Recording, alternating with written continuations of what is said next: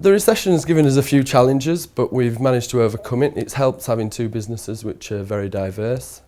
Obviously being in the medical industry, we've not actually really been hit by the recession. In fact, we've had probably our best financial year yet, and that has helped by the amount of export we're doing. On the other side of the business, yeah, there has been a slowdown, but we've managed to be able to change resources and diversify slightly to allow us to continue to grow. We haven't been impacted that much, to be honest. People still need to travel around in their vehicles. They still want protection in case they break down. So from a business point of view, we've hardly seen any impact and we continue to grow. Within our larger parent, insurance is always needed, and LV are now the fourth largest motor vehicle insurer in the UK and continue to grow. I think at the beginning when the recession happened, it didn't affect a lot of people, but now it has. A lot more jobs have gone for people, and I think we need to keep thinking of new ideas of how we can survive. When the recession hit, we first felt this in September 2008, where we went from selling 7-8 vans or taking orders for them per month with a 6 to 10 week lead time. From September 08 to the end of December 2008, we sold 6 vans in 3 months instead of what should have been 20 to 24.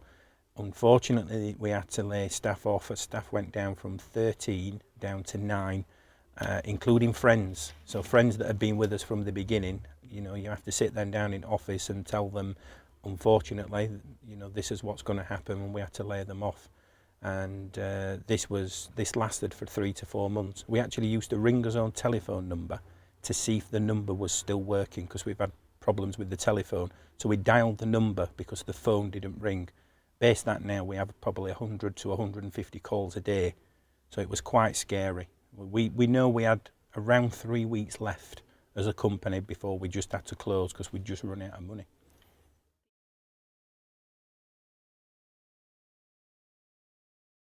We're up on last year already, and we've another 4 months to go of the year. But cash flows are very difficult. We buy a lot of our product from the Far East, and this has to be financed before it comes into the country. We're getting people, our customers, saying we're going on to 60-day payments rather than 30-day payments. So it's either pro formas or it just boils down to cash, actually, cash flows. And if they don't get it right and get the government in on this, I'm afraid a lot of businesses are going to go under. I mean, I've been in business 37 years and have a track record, good track record. But they're making it more and more difficult to continue. Over years and years and years of experience in business, I just know not to expect any help from banks anyway, full stop.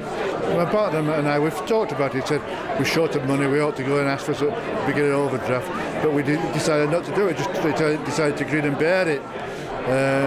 It's been difficult, but we knew that if we went to the bank for more money, they would want more security.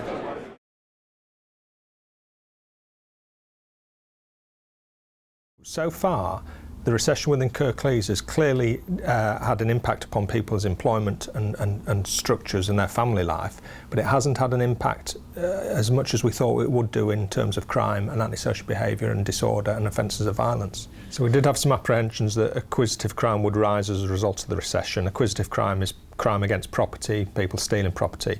Last year we actually saw a reduction in acquisitive crime, which we're very proud of across all the partnership in Kirklees, and this year we've seen some stability in it. So through genuine partnership working with the Safer and Stronger community and the business world, we've been able to hold our own on acquisitive crime in the recession. As with regard to neighbourhood policing over the last couple of years, through the partnership with the council and community support officers and through our work internally, we have put more neighbourhood policing officers out. We've recently put neighbourhood investigation officers back in uniforms, back into communities, whether it be Holmfirth to Batley, and they're proving really successful to link in with the neighbourhood policing teams and the crime investigations locally, local communities, and dealing with local offenders.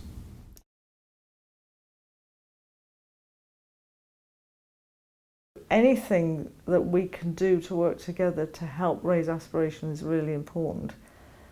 But that's again about challenging some of the community norms. If you're living in an estate where the norm is to not be in work and the norm is to have 3 kids by the time you're 18, that's pretty narrow for you, pretty narrow for the next generation too.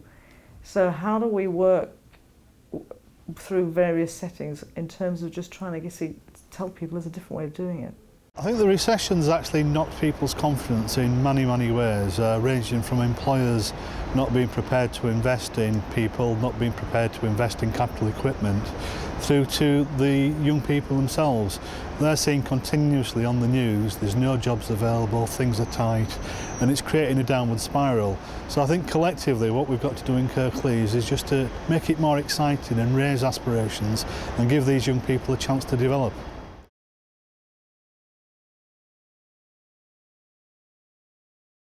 If you imagine day in, day out, not having anywhere to go, not having any money to spend, you end up spiralling into depression and you start to lose self-confidence.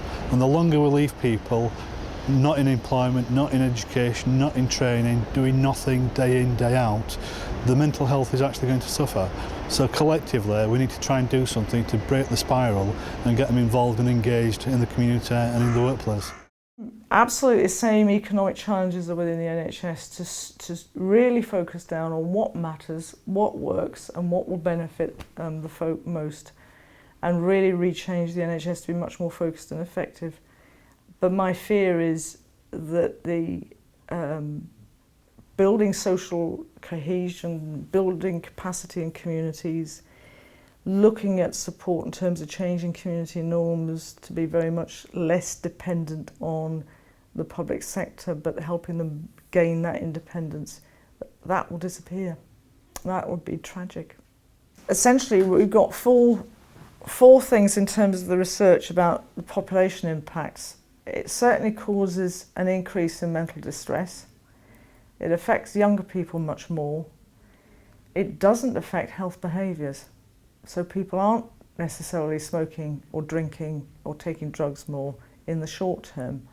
It's when people are in long-term unemployment, that's when some of those behaviours become much more prevalent.